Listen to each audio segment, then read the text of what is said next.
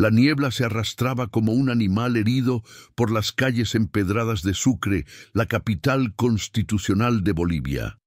Era noviembre de 1966 y el frío de la madrugada cortaba la piel como vidrio quebrado. En el barrio de San Roque, donde las casas coloniales se aferraban a la pendiente de la montaña con terquedad centenaria, Mercedes Gutiérrez despertó con un sobresalto que le estrujó el corazón. Tenía 52 años, el cabello completamente gris, recogido en una trenza y manos curtidas por décadas de lavar ropa ajena en el río. No fue un ruido lo que la despertó.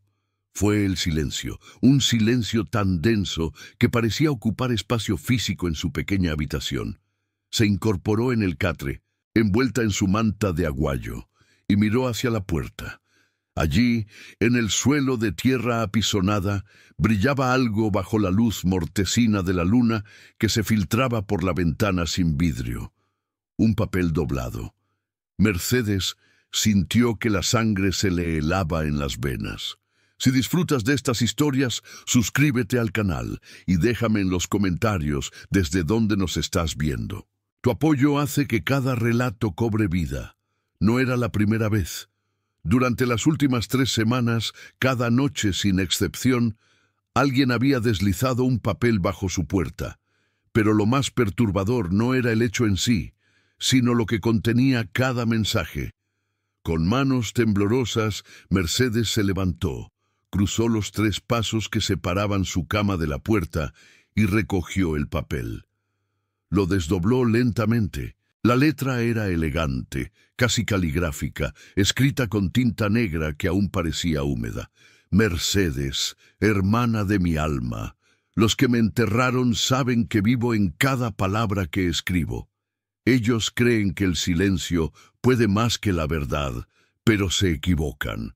Fueron 3, el militar de la cicatriz en el labio, el comerciante de la plaza que vende telas y el cura que confiesa pero nunca se arrepiente. Busca en el cementerio la tumba sin nombre, junto al ciprés más viejo. Allí yace mi cuerpo, pero mi voz no puede ser enterrada. Mercedes dejó caer el papel como si quemara. Su respiración se aceleró hasta convertirse en jadeos cortos. Conocía esa caligrafía. La había visto miles de veces en los cuadernos que su hermano Joaquín llenaba con poemas, sentado en el patio de la casa familiar, bajo el naranjo que ya no existía.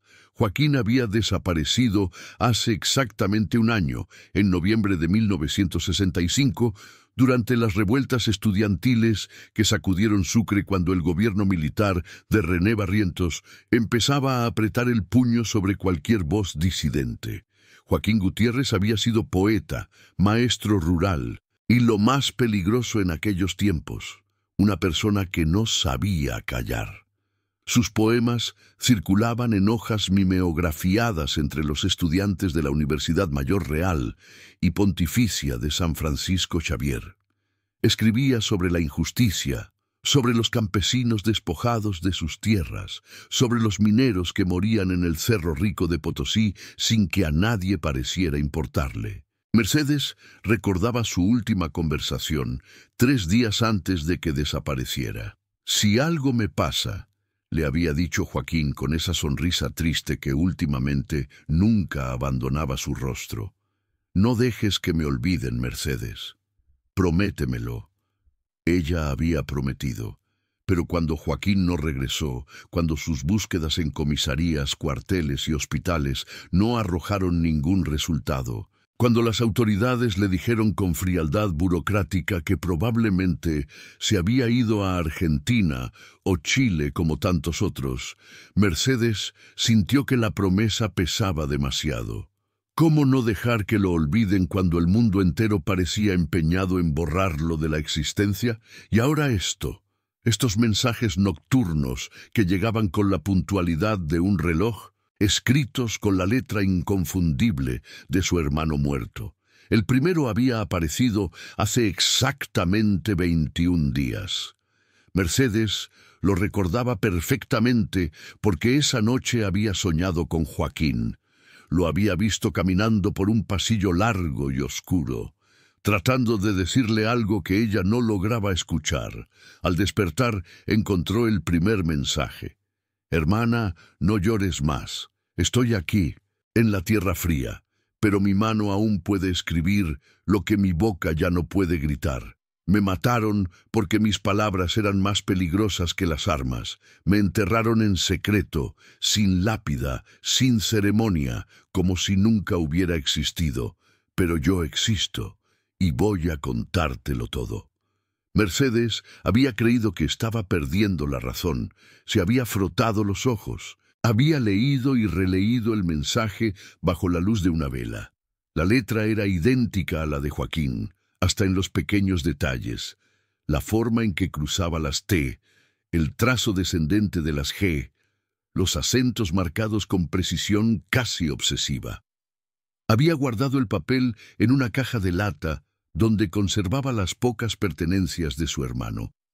Un reloj de bolsillo que ya no funcionaba, una fotografía amarillenta donde Joaquín aparecía sonriendo con sus compañeros de la universidad y 3 cuadernos llenos de poemas. Cada noche siguiente trajo un nuevo mensaje, y cada mensaje revelaba detalles que solo Joaquín podría saber. Nombres de personas con las que había discutido días antes de desaparecer, lugares donde había estado, conversaciones que había mantenido en secreto. El segundo mensaje decía: «Me llevaron del Café La Paz, ¿recuerdas? Ese donde tomábamos api caliente en las mañanas. Yo estaba con Marcelo y con Rosa hablando sobre la huelga de maestros. Eran las 7 de la tarde. Un jeep militar se detuvo frente al café. Bajaron 4 hombres, pero solo uno me señaló. Tenía una cicatriz que le cruzaba el labio superior, como si alguien le hubiera partido la boca de un tajo. Me arrastraron hasta el jeep mientras la gente miraba desde las ventanas sin atreverse a salir. Rosa gritó mi nombre. Fue lo último que escuché antes de que me golpearan la cabeza». Mercedes había confirmado esta información con Rosa Mendoza, la compañera de universidad de Joaquín. Rosa, que ahora trabajaba como secretaria en una notaría y había dejado de involucrarse en cualquier actividad política, se había puesto pálida al escuchar el relato de Mercedes. «Es cierto», había susurrado Rosa, mirando hacia todos lados como si las paredes pudieran escuchar. «Todo pasó exactamente así. Yo estaba allí, vi al militar con la cicatriz, pero, Mercedes, ¿cómo puedes saber esos detalles? Nunca se lo conté a nadie. Tuve demasiado miedo». Mercedes no le había revelado de dónde provenía la información. ¿Cómo podría explicarlo sin que Rosa pensara que había enloquecido? «Mi hermano muerto me escribe cartas todas las noches». No era algo que una persona cuerda dijera.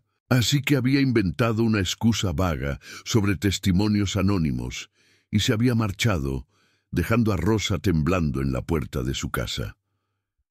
Los mensajes continuaron, noche tras noche, tejiendo una historia de horror que Mercedes apenas podía procesar.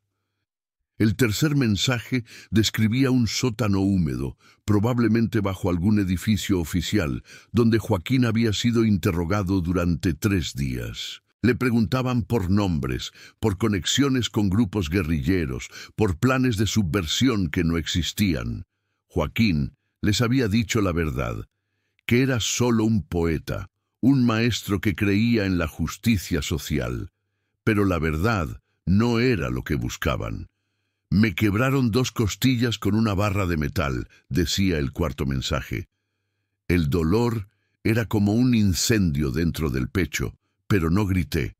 No les di el placer de escucharme rogar. El militar de la cicatriz se impacientó. Dijo que yo era un ejemplo perfecto de por qué los intelectuales eran peligrosos, demasiado tercos para su propio bien. Había otro hombre en el sótano, un civil, gordito, con bigote negro y ojos pequeños como cuentas. Vestía bien, con traje oscuro. Reconocí su voz. Era Esteban Molina, el comerciante que tiene el puesto más grande en la Plaza 25 de Mayo. Él fue quien sugirió que me desaparecieran. Dijo que había demasiados ojos en Sucre, que mi familia haría preguntas. Mercedes conocía a Esteban Molina. Todo el mundo en Sucre lo conocía. Era un hombre respetado, presidente de la Asociación de Comerciantes, benefactor de la Iglesia de San Francisco. Le costaba imaginar a ese hombre de sonrisa amplia y apretones de mano efusivos ordenando la muerte de su hermano. Pero los mensajes eran demasiado específicos, demasiado detallados, y seguían llegando. El quinto mensaje fue el más perturbador hasta ese momento. Describía cómo, después de 3 días de tortura, decidieron que Joaquín no revelaría nada útil, porque simplemente no había nada que revelar. Pero para entonces el daño estaba hecho. No podían dejarlo ir. Sabía demasiado, había visto rostros, escuchado nombres, así que tomaron una decisión. Me inyectaron algo. Decía el mensaje con la letra temblorosa de Joaquín, como si al escribirlo reviviera el terror. No sé qué era, pero sentí que me hundía en un pozo sin fondo. Escuché voces muy lejanas. El militar de la cicatriz decía, a las 3 de la madrugada. Luego, nada. Desperté en un cajón de madera. Mercedes. No un ataúd, sino algo improvisado, mal construido. Sentía cada astilla contra mi espalda. No podía moverme. Escuchaba el sonido de la tierra cayendo sobre la madera. Me estaban enterrando vivo. Mercedes había vomitado después de leer ese mensaje. La idea de su hermano consciente, atrapado en un cajón mientras lo sepultaban en algún lugar desconocido, era más de lo que su mente podía soportar. Pero los mensajes no se detuvieron, y con cada uno, la historia se volvía más clara y más espantosa. El sexto mensaje mencionaba al tercer culpable, el padre Ignacio Salas, párroco de la iglesia de San Lázaro, en el barrio alto de Sucre. Según Joaquín, el sacerdote había estado presente durante algunas de las sesiones de interrogatorio, no como torturador, pero sí como testigo silencioso. Su rol había sido otro: bendecir el acto de enterramiento, convertir un asesinato en algo casi ceremonial, darle una pátina de legitimidad religiosa a un crimen atroz. El padre Salas rezó sobre mi tumba, escribía Joaquín. Escuché su voz a través de la madera y la tierra. Rezó por mi alma, pero no por mi vida. Rezó como quien cumple un trámite burocrático. Después escuché que le decía al militar, «Ya está hecho. Que Dios perdone lo necesario». ¿Lo necesario, Mercedes? ¿Desde cuándo el asesinato de un poeta es necesario? Y ahora, este último mensaje, el 21º, le daba finalmente una ubicación concreta: el cementerio general de Sucre, junto al ciprés más viejo, en una tumba sin nombre. Mercedes miró por la ventana. El cielo empezaba a clarear con ese azul pálido del amanecer andino.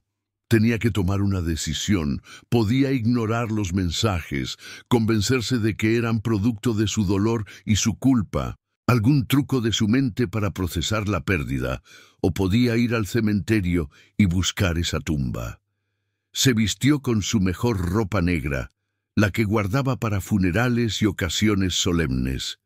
Se puso su sombrero de fieltro y salió a la calle cuando el sol apenas asomaba tras las montañas. Sucre despertaba lentamente. Vendedoras de salteñas preparando sus puestos, trabajadores caminando encorvados hacia sus empleos, el repique distante de las campanas de la catedral marcando las 6 de la mañana. El cementerio general estaba a media hora de caminata en la zona norte de la ciudad. Mercedes subió por calles empinadas, pasó junto a la universidad donde su hermano había dado clases, esquivó a los perros callejeros que dormitaban en los portales. Mientras caminaba, apretaba en su bolsillo la colección de mensajes que había recibido. Los había guardado todos, los 21, doblados cuidadosamente y atados con un cordel. La puerta del cementerio estaba abierta. El encargado, un hombre anciano con sombrero de paja y poncho deshilachado, La saludó con un gesto de cabeza. Mercedes entró sin decir palabra. El cementerio era un laberinto de tumbas blancas, mausoleos desconchados y cruces de hierro oxidado. Los cipreses se alzaban como centinelas oscuros, sus ramas moviéndose lentamente con la brisa fría de la mañana. Mercedes buscó el ciprés más viejo. No fue difícil encontrarlo, un árbol enorme y retorcido, con el tronco tan grueso que 3 personas no podrían abarcarlo con los brazos, ubicado en una esquina apartada del cementerio. A su sombra había varias tumbas antiguas, algunas con lápidas tan desgastadas que los nombres eran ilegibles. Y allí, en el extremo, medio oculta por las raíces nudosas del ciprés, había un montículo de tierra sin lápida, sin cruz, sin ninguna marca que indicara que bajo él yacía un ser humano. Mercedes se arrodilló frente al montículo. La tierra estaba compactada, cubierta de hojas secas. Tocó la superficie con sus manos y sintió un escalofrío que no tenía nada que ver con el frío. En ese momento, con el sol apenas iluminando el cementerio y el silencio roto solo por el canto de algún pájaro madrugador, Mercedes supo con absoluta certeza que su hermano estaba allí, bajo esa tierra sin nombre.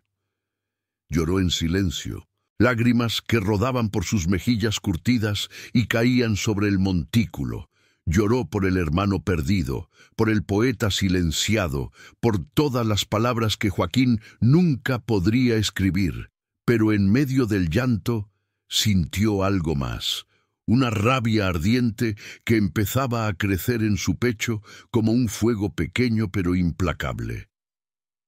«Te encontré, hermano», susurró, «y te prometo que no será en vano». Se levantó, se limpió las lágrimas con el dorso de la mano y regresó a su casa con determinación en cada paso.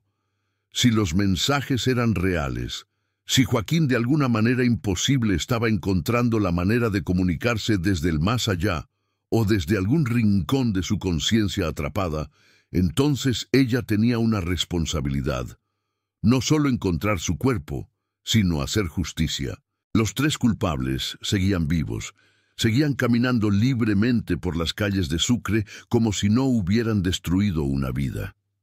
Esa noche, cuando la oscuridad volvió a envolver su pequeña habitación, Mercedes esperó despierta. No tuvo que esperar mucho. A medianoche exacta, escuchó el sonido casi imperceptible de papel deslizándose bajo su puerta. Se levantó de inmediato y recogió el mensaje número 22. «Mercedes, gracias por encontrarme. Ahora sabes que dije la verdad. Pero encontrar mi cuerpo no es suficiente.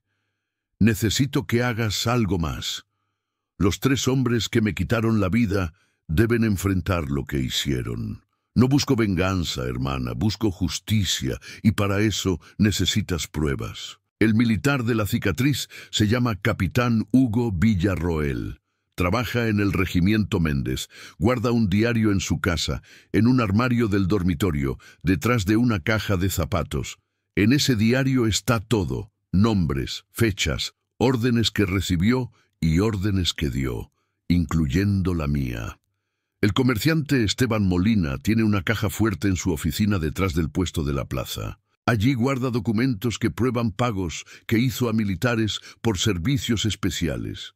Y el padre Salas. Él escribió en el libro de registros de la parroquia.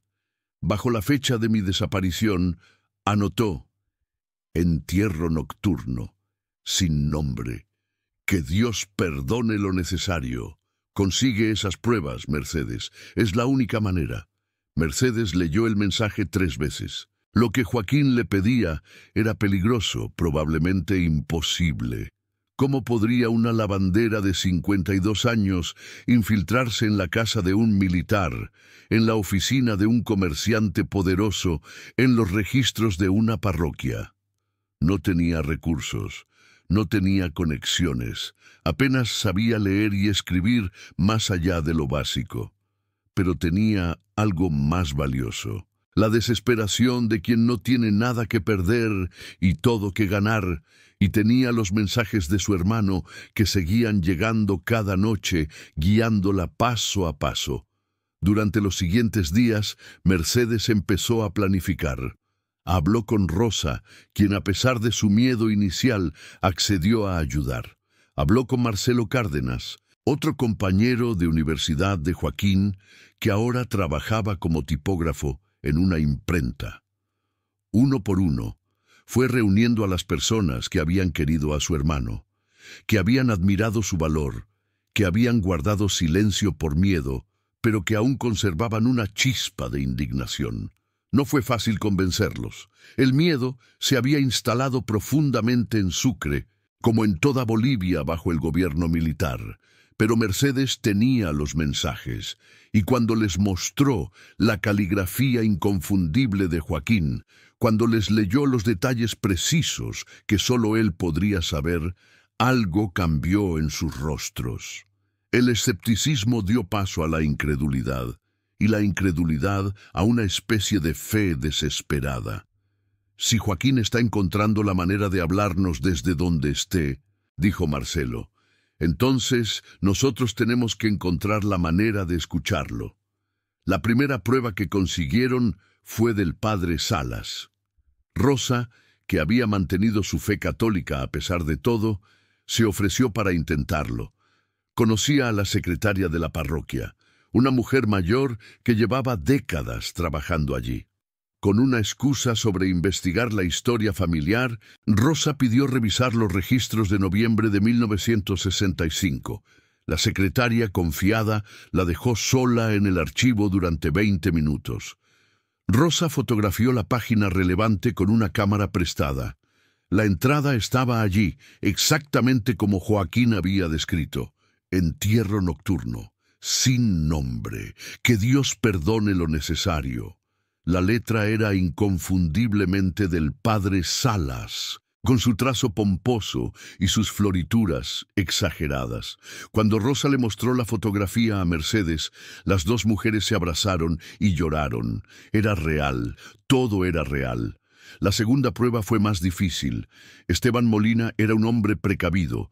Su oficina detrás del puesto en la Plaza 25 de Mayo estaba siempre cerrada con llave, y él era el único que tenía acceso, pero tenía debilidades. Una de ellas era su afición por el Singani, el aguardiente de uva que bebía generosamente cada tarde después de cerrar su negocio. Marcelo, que tenía aspecto respetable con su traje raído pero limpio, se hizo pasar por un comprador interesado en adquirir grandes cantidades de tela para una fábrica imaginaria en La Paz. Durante 2 semanas cultivó la relación con Molina, compartiendo copas de Singani, halagando su astucia comercial, ganándose su confianza. Una tarde, cuando Molina estaba particularmente ebrio, Marcelo sugirió que revisaran muestras en la oficina. En un momento de descuido, mientras Molina buscaba unas telas en el almacén adjunto, Marcelo examinó rápidamente la oficina. La caja fuerte estaba empotrada en la pared, detrás de un cuadro de la Virgen de Copacabana. Era un modelo antiguo, con combinación de números. Marcelo no pudo abrirla esa vez, pero memorizó la ubicación y el modelo. Días después, regresó de noche con herramientas. Le tomó 2 horas de sudor y terror, pero finalmente logró forzar la cerradura. Dentro encontró documentos que confirmaban lo peor. Recibos de pagos realizados a servicios de seguridad, fechados días después de la desaparición de Joaquín y de otras personas. Nombres codificados, pero montos específicos, y una nota manuscrita de Molina que decía: «Problema del poeta resuelto. Pago completo entregado al capitán Umbe». Marcelo fotografió todo con manos temblorosas. Volvió a cerrar la caja fuerte lo mejor que pudo y huyó en la oscuridad. La tercera prueba, la del capitán Hugo Villarroel, parecía imposible. Un militar activo, viviendo en una casa dentro del complejo del regimiento, rodeado de seguridad. Pero Joaquín, A través de sus mensajes nocturnos, seguía guiando a Mercedes. El mensaje número 32 decía: «El capitán Villarroel tiene una amante. Se llama Cecilia Rojas. Trabaja en el registro civil. Se ven los martes y jueves por la tarde en una casa en el barrio de La Recoleta. La esposa del capitán no lo sabe. Cecilia tiene llave de esa casa. Si la convences, ella puede ayudarte. Dile que su hermano Tomás también fue uno de los desaparecidos. Dile que tiene la oportunidad de hacer algo al respecto». Mercedes investigó y confirmó que Cecilia Rojas efectivamente había perdido a su hermano Tomás en 1964, durante las primeras purgas del gobierno militar. Tomás había sido sindicalista, organizador de huelgas mineras. Desapareció y nunca se supo más de él. Mercedes fue a buscar a Cecilia al registro civil, esperó a que terminara su turno y la abordó en la calle con una mezcla de desesperación y determinación. «Necesito hablar contigo sobre tu hermano Tomás», le dijo Mercedes sin preámbulos. Cecilia se puso pálida. «No sé de qué me hablas». «Sí sabes, y yo sé sobre el capitán Villarroel. Sé lo que él hizo, y sé lo que tú puedes hacer para ayudar a que estos hombres enfrenten sus crímenes». Fue una conversación larga, difícil, llena de lágrimas y recriminaciones. Cecilia tenía miedo, un miedo visceral que había aprendido a lo largo de años de silencio. Pero también tenía una herida que nunca había sanado. La ausencia de su hermano, la falta de respuestas, la impunidad absoluta de los responsables. Cuando Mercedes le mostró algunos de los mensajes de Joaquín, cuando le habló de la tumba sin nombre, algo se quebró en Cecilia. «Si hago esto», dijo finalmente, «no habrá vuelta atrás. Él me matará si descubre que lo traicioné». «Ya no hay vuelta atrás para ninguna de nosotras», respondió Mercedes. «Solo hay adelante, hacia la verdad». 2 semanas después, en un martes por la tarde, Cecilia dejó la puerta de la casa de La Recoleta entreabierta. Mercedes y Marcelo entraron mientras el capitán Villarroel dormía su acostumbrada siesta postcoital. Se movieron con sigilo de fantasmas por el dormitorio. Mercedes encontró el armario, la caja de zapatos, y detrás de ella, envuelto en papel encerado, el diario del capitán. Era un registro meticuloso de horror burocrático. Fechas, nombres, métodos. 15 de noviembre de 1965. Joaquín Gutiérrez. Poeta subversivo. Interrogatorio completado. Eliminación aprobada. Entierro 00, 30 horas. Cementerio General, Sector Norte, sin registro. Había decenas de entradas similares. El diario no era solo la prueba de la culpabilidad de Villarroel en la muerte de Joaquín, sino un inventario completo de desapariciones que podría desmantelar toda la estructura de represión en Sucre. Mercedes sintió que las manos le temblaban al sostener ese cuaderno. Era más pesado de lo que parecía, como si estuviera hecho de plomo en lugar de papel. Lo guardó en su bolso y salió de la casa con Marcelo, dejando atrás a Cecilia, que se quedó sentada en la cocina con la mirada perdida, sabiendo que acababa de cruzar una línea que no podría volver a cruzar jamás. Esa noche, el mensaje de Joaquín fue diferente, más corto, casi sereno. «Lo lograste, hermana. Ahora tienes todo lo que necesitas. Pero escucha con atención. No vayas a la policía. No vayas a las autoridades locales. Están compradas, todas. Ve a La Paz. Busca al periodista Andrés Cortés del diario Presencia. Él es honesto, uno de los pocos que quedan. Dale las pruebas. Él sabrá qué hacer. Y Mercedes. Gracias. Gracias por no abandonarme. Gracias por mantener tu promesa». Mi voz fue silenciada. «Pero tú la has devuelto al mundo. Duerme tranquila esta noche. Duerme sabiendo que el poeta enterrado sin nombre por fin tiene quien cuente su historia». Mercedes no durmió esa noche. Se quedó despierta, con las pruebas escondidas bajo su cama, esperando el amanecer. Cuando los primeros rayos de sol atravesaron su ventana, tomó una decisión. No esperaría. No daría tiempo a que el miedo la paralizara o a que los culpables descubrieran lo que había hecho. Empacó las pruebas, algo de ropa y todo el dinero que tenía ahorrado. A las 8 de la mañana abordó un autobús con destino a La Paz. El viaje duró 16 horas por carreteras de tierra que serpenteaban entre montañas. Mercedes no comió, apenas bebió agua. Aferraba su bolso contra el pecho como si fuera lo más valioso del mundo, que en cierto modo lo era.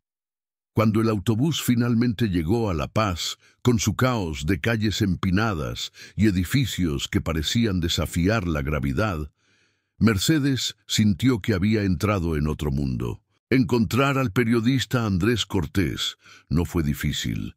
El diario Presencia tenía oficinas en el centro de la ciudad, en un edificio destartalado cerca de la Plaza Murillo. Mercedes entró con su ropa arrugada por el viaje, su bolso gastado y su determinación intacta. La recepcionista, una mujer joven con lentes de montura gruesa, la miró con escepticismo. «Vengo a ver al señor Andrés Cortés. Tengo información importante. El señor Cortés está muy ocupado. Si quiere dejar un mensaje...» «No», interrumpió Mercedes con una firmeza que la sorprendió a ella misma. «No es un mensaje, es evidencia. Evidencia de asesinatos, desapariciones, corrupción, y si no me deja verlo ahora, me iré a otro periódico y él se perderá la historia más importante de su carrera». La recepcionista parpadeó, desconcertada por la intensidad de esa mujer mayor que hablaba con la autoridad de quien ha visto demasiado. Descolgó el teléfono, habló brevemente con alguien y luego le indicó a Mercedes que subiera al tercer piso. Andrés Cortés era un hombre de unos 40 años, delgado, con cabello revuelto y ojeras profundas que hablaban de noches sin dormir. Su oficina era un caos de papeles, libros apilados y tazas de café a medio terminar. Cuando Mercedes entró, él levantó la vista de una máquina de escribir y la estudió con curiosidad. «Me dice mi secretaria que tiene una historia para mí», dijo sin preámbulos. «¿De qué se trata?» Mercedes cerró la puerta detrás de ella, se sentó sin que la invitaran y puso su bolso sobre el escritorio. «Se trata de mi hermano Joaquín Gutiérrez, asesinado y enterrado sin nombre por el régimen militar. Y se trata de 3 hombres que ordenaron y ejecutaron su muerte. Y se trata de muchos otros como él que han sido borrados de la existencia. Tengo pruebas». Durante las siguientes 3 horas, Mercedes le contó todo a Andrés Cortés. Le mostró los mensajes nocturnos, reconociendo lo increíble que sonaba, pero dejando que él mismo juzgara la caligrafía de Joaquín, comparándola con los cuadernos de poemas que también había traído. Le mostró la fotografía del registro parroquial, le mostró los documentos de la caja fuerte de Molina, y finalmente le mostró el diario del capitán Villarroel. Cortés revisó cada documento con la meticulosidad de quien ha aprendido a no confiar en nada sin verificarlo. Su expresión, inicialmente escéptica, fue transformándose gradualmente en algo entre horror y fascinación. Cuando terminó de revisar el diario, se recostó en su silla y se frotó el rostro con ambas manos. «Señora Mercedes», dijo finalmente, «¿entiende usted lo que tiene aquí? Esto no es solo evidencia de la muerte de su hermano. Esto es evidencia de un sistema completo de represión. Este diario menciona a políticos, militares de alto rango, empresarios. Si publico esto, habrá consecuencias. Para mí, para usted, para todos los involucrados». «Lo entiendo», respondió Mercedes, «y también entiendo que si no lo publica, nada cambiará nunca. Los que mataron a mi hermano seguirán matando. Los que entierran a gente sin nombre seguirán haciéndolo. Y los poetas, los maestros, todos los que se atreven a hablar, seguirán siendo silenciados. Así que sí, habrá consecuencias». pero prefiero las consecuencias de la verdad que el silencio de la complicidad. Andrés Cortés la miró con algo que parecía respeto. Voy a necesitar tiempo para verificar algunos de estos datos, para contactar fuentes, para preparar la publicación de manera que tenga el máximo impacto y la máxima protección legal posible. ¿Dónde se está quedando? Mercedes no tenía dónde quedarse. Cortés le dio dinero para un hotel modesto y le prometió contactarla en 3 días. Durante esos 3 días, Mercedes caminó por las calles de La Paz como un fantasma. No conocía a nadie en la ciudad, no tenía nada que hacer excepto esperar. Se sentaba en plazas, veía pasar a la gente y pensaba en Joaquín, en los mensajes que habían dejado de llegar desde que partió de Sucre. ¿Había terminado todo? Ya no recibiría más mensajes nocturnos. Joaquín había encontrado finalmente paz ahora que su historia estaba a punto de ser contada.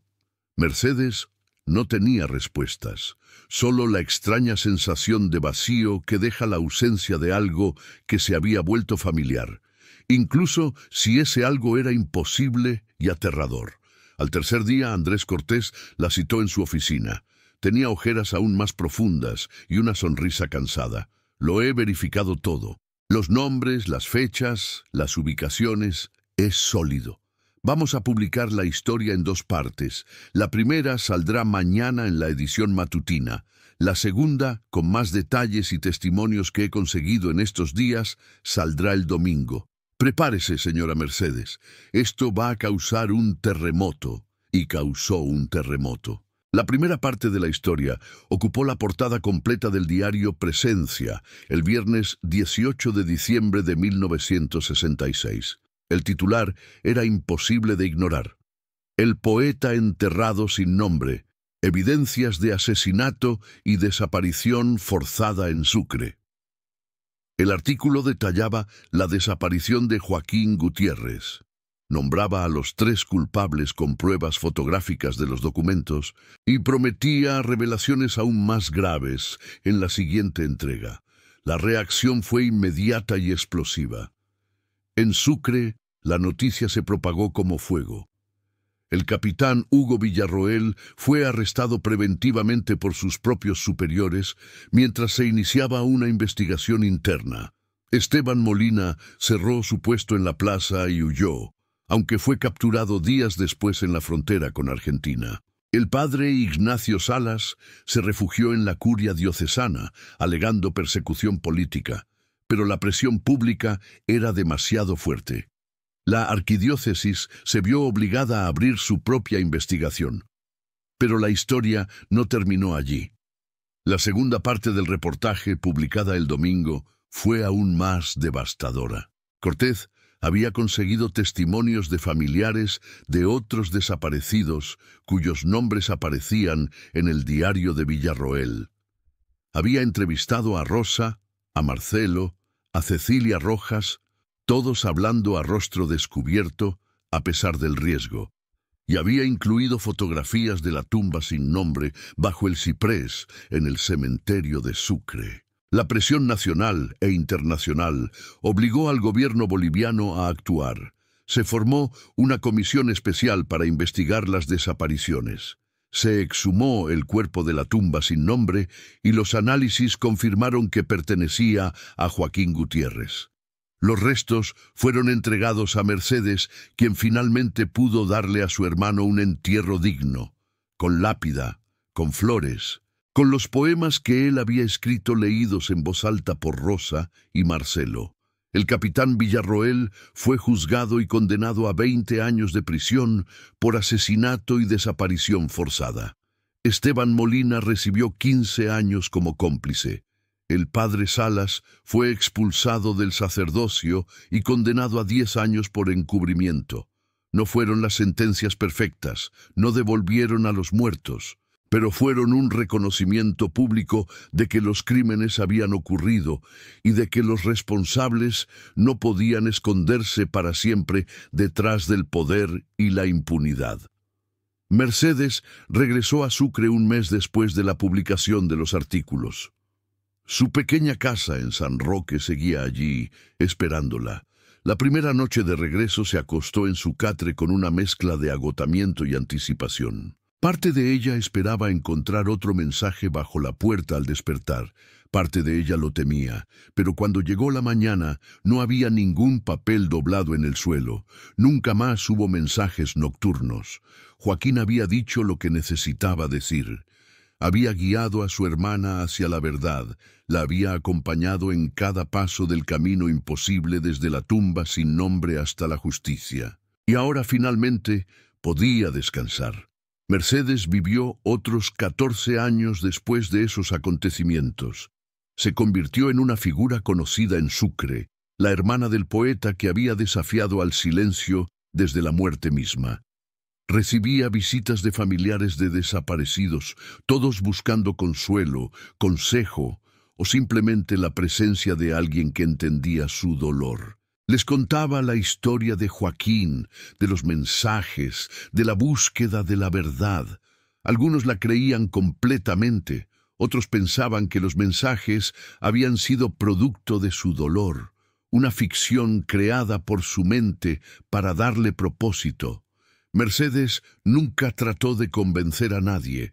La verdad no necesitaba ser defendida, solo contada. Andrés Cortés continuó su trabajo periodístico y años después escribió un libro sobre el caso titulado El poeta que escribió desde la tumba. Se convirtió en lectura obligatoria en universidades bolivianas.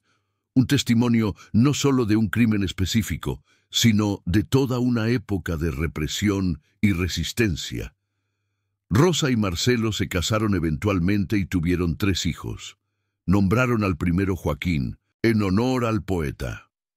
Cecilia Rojas dejó Bolivia y nunca regresó.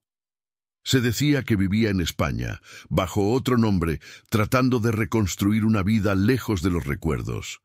Y la tumba junto al ciprés viejo en el cementerio de Sucre se convirtió en un lugar de peregrinación. Ya no estaba sin nombre.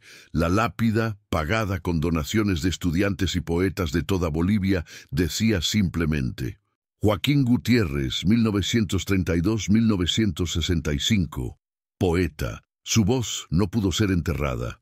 Mercedes murió en 1980 tranquilamente en su sueño. Fue enterrada junto a su hermano bajo el mismo ciprés.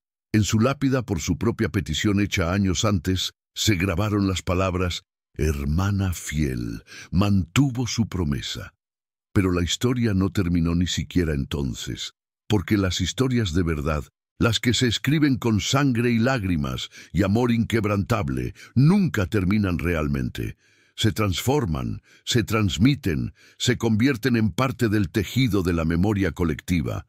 Y en Sucre, en Bolivia, en todos los lugares donde el poder ha tratado de enterrar la verdad junto con sus víctimas, la historia de Joaquín Gutiérrez y su hermana Mercedes se cuenta todavía. Se cuenta en las aulas universitarias, en las reuniones de poetas, en las marchas por los derechos humanos. Se cuenta en voz baja, en voz alta, en poemas nuevos escritos por generaciones que nunca conocieron a Joaquín, pero que han sido tocadas por su historia. Y a veces, en noches muy especiales, cuando la luna llena ilumina el cementerio de Sucre y el viento sopla entre las ramas del ciprés viejo, la gente jura que puede escuchar susurros, palabras que flotan en el aire frío de la montaña, versos que hablan de justicia, de verdad, de voces que se niegan a ser silenciadas. ¿Son reales esos susurros? ¿Son solo el viento jugando entre las tumbas? ¿Son los ecos de una historia que se ha contado tantas veces que ya forma parte del paisaje mismo? Nadie lo sabe con certeza, y quizás no importa saberlo. Lo que importa es que la historia se sigue contando, que el nombre de Joaquín Gutiérrez no fue borrado de la existencia, que el poeta enterrado sin nombre encontró su nombre de nuevo, grabado en piedra, preservado en libros, susurrado en oraciones, gritado en protestas, y que su hermana Mercedes, una lavandera de San Roque que no tenía poder ni influencia ni educación formal, Demostró que la determinación de una persona puede mover montañas, desenterrar verdades y hacer que incluso los muertos hablen cuando los vivos guardan silencio. En 1966, en la fría ciudad de Sucre, capital constitucional de Bolivia, un poeta fue enterrado sin nombre, pero no permaneció sin voz, y esa es la verdadera historia, la que trasciende lo explicable y lo racional, la que nos recuerda que hay fuerzas en el universo más poderosas que el miedo y el olvido. El amor fraternal, la sed de justicia y la necesidad humana de que se cuente la verdad, sin importar cuán imposible parezca el camino para alcanzarla.